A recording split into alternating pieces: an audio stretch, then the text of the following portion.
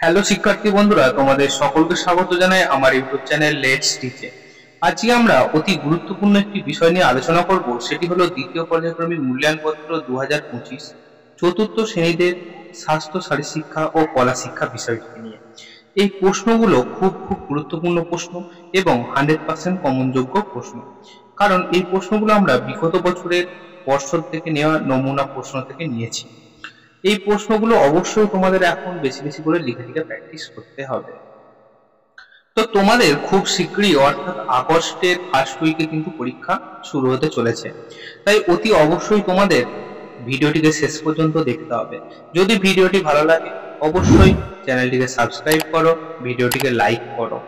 তুমি যেমন দেখছো তোমার বন্ধুকেও দেখার সুযোগ করে দাও, অর্থাৎ তাদের মধ্যে শেয়ার করো। তাহলে শুরু করা যাক আজকের আমাদের মূল বিষয়।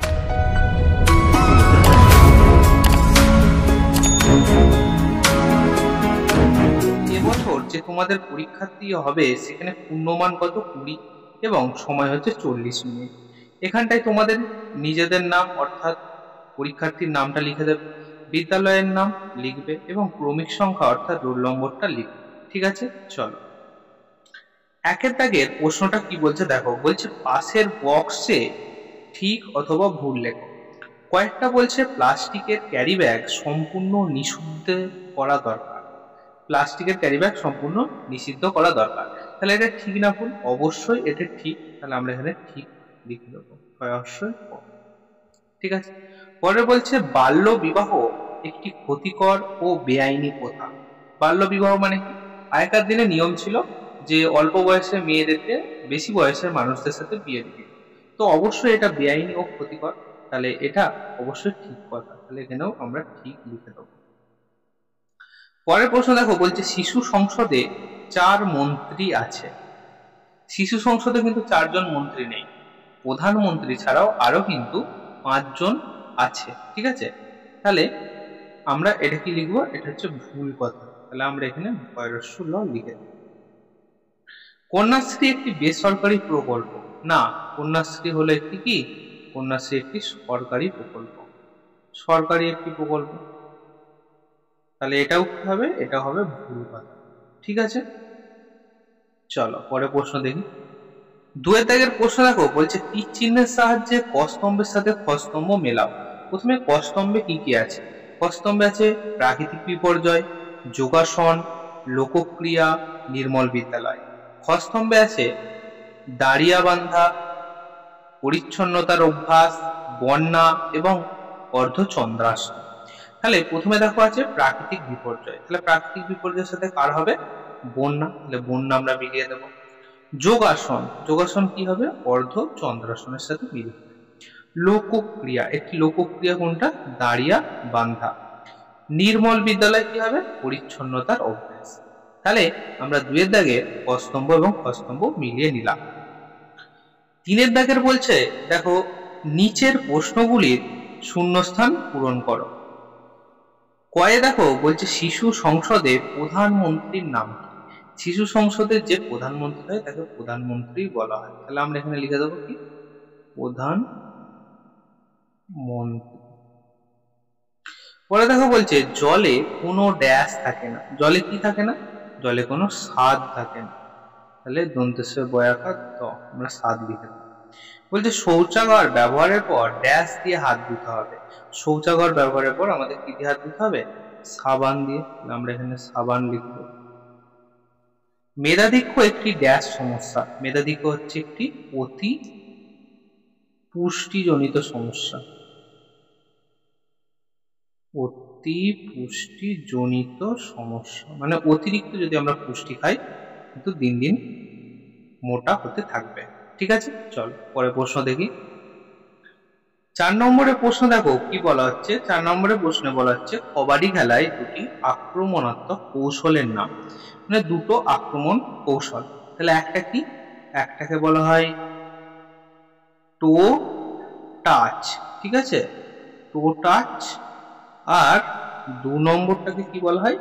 2 নম্বরটাকে বলা হয় ডুবকি, ডয়রস্য ব পয় হস্য। এগুলো কিন্তু সব তোমরা বইয়ের মধ্যে পাবে। ঠিক আছে, তাহলে কবাডি খেলায় দুটি আক্রমণাত্মক কৌশলের নাম হলো, একটা হচ্ছে টো টাচ এটা হচ্ছে ডুবকি।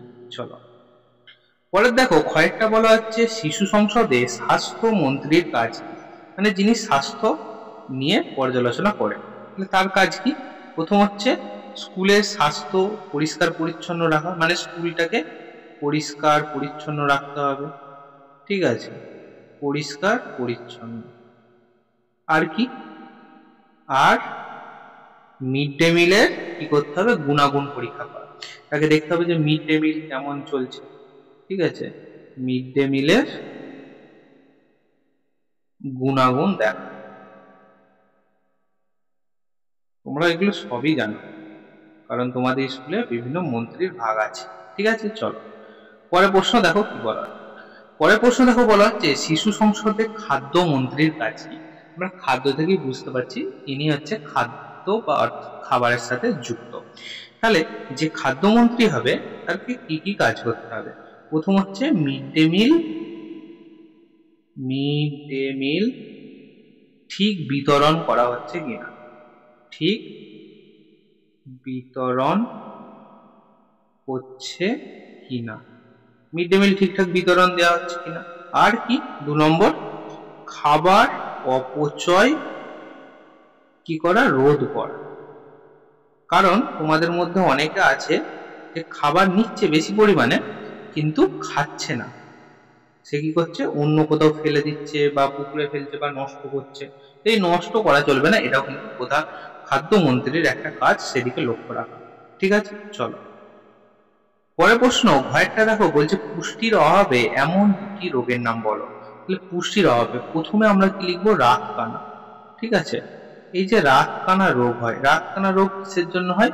ভিটামিন, অর্থাৎ পুষ্টির অভাব, সেটা হচ্ছে ভিটামিন এ এর অভাবে রাতকানা রোগ হয়, ঠিক আছে। এর জন্য আমাদের কি খেতে হবে? যত রকমের হলুদ এবং গেরুয়া কালারের যে সবজিগুলো হয় সেই সবজিগুলো খেতে হবে, বেশি করে কুমড়ো খেতে হবে, পেঁয়াজ খেতে হবে, গাজর খেতে হবে, বিট খেতে হবে, এগুলো খেলে কিন্তু আমাদের রাতকানা রোগ বন্ধ হয়ে যাবে। আর কি কি হতে পারে? আর কি কি হতে পারে? স্কারভি, এটা হচ্ছে দাঁতের জন্য হয়ে থাকে, দাঁতেতে যে রোগটা হয় সেটা হচ্ছে স্কারভি। আর কি রোগ হয়? রিকেটস, ঠিক আছে। রিকেটস মানে কি? অনেককে দেখবে যে যারা বয়স বাড়ছে কিন্তু তারা লম্বায় চওড়ায় বাড়ে না, তাদের একটা প্রবলেম হচ্ছে পুষ্টির অভাবে, সেটা হচ্ছে রিকেটস, ঠিক আছে। চল তো পরেরটা উমার দাগের কি বলছে দেখো, বলছে মেধাধিক্য হলে করবে না এমন দুটো বিষয়। মেধাধিক্য মানে কি? অতিরিক্ত মোটা হয়ে গেছে, সে অতিরিক্ত মোটা হয়ে যাওয়ার ফলে তাকে কি কি করা চলবে না। তাহলে প্রথমটা আমরা কি লিখবো? যে তাকে অতিরিক্ত চিনিযুক্ত খাবার, ঠিক আছে, চিনিযুক্ত খাবার খাওয়া চলবে না, ঠিক আছে। সে বেশি বেশি করে চিনিযুক্ত খাবার খাবে, তাতে কিন্তু তার উল্টে বিপরীত হয়ে যাবে। আর কি কি? আর 2 নাম্বার কি? ফাস্ট ফুড, ঠিক আছে। আমরা যে দোকানে ফাস্ট ফুড খাই, সে ফাস্ট ফুড কিন্তু তার একদম খাওয়া চলবে না, ফাস্ট ফুড খাওয়া চলবে না। আর কি? তেল জাতীয় খাবার, তেল জাতীয় খাবার, যেমন কি ভাজা খাবার, ঠিক আছে, কেউ চিপস খাচ্ছে, কুরকুরে খাচ্ছে, তেল জাতীয় খাবার খাওয়া চলবে না, একদম মোটেই চলবে না। তো এইগুলো কিন্তু মেধাধিক্যর জন্য খেয়াল রাখতে হবে। প্রথম হচ্ছে চিনিযুক্ত খাবার চলবে না, ফাস্ট ফুড জাতীয় কোনো খাবার খাওয়া চলবে না, এবং তেলে ভাজা বা তেল জাতীয় কোনো খাবার খাওয়া চলবে না, ঠিক আছে। তাহলে শিক্ষার্থী বন্ধুরা, আজকে আমরা দ্বিতীয় পর্যায়ক্রমিক মূল্যায়ন 2025 চতুর্থ শ্রেণীদের স্বাস্থ্য, শারীরশিক্ষা ও কলা শিক্ষা বিষয়টিকে নিয়ে আলোচনা করলাম। এই প্রশ্নগুলো খুব খুব গুরুত্বপূর্ণ প্রশ্ন এবং 100% কমনযোগ্য প্রশ্ন। তাই তোমাদের একটাই কাজ এখন, পরীক্ষার সামনে, তাই বেশি বেশি করে এই প্রশ্নগুলো লিখে লিখে মুখস্থ করা। ভিডিওটি যদি ভালো লাগে বা ভিডিওটি দেখে তোমরা কিছুমাত্র উপকৃত হও, অবশ্যই চ্যানেলটিকে সাবস্ক্রাইব করো, ভিডিওটিকে একটি লাইক করো। তুমি যেমন দেখছো তোমার বন্ধুকে দেখার সুযোগ করো। তাহলে দেখা হচ্ছে অন্য কোনো ভিডিওতে, অন্য কোনো দিন। After all, thanks for watching, best of.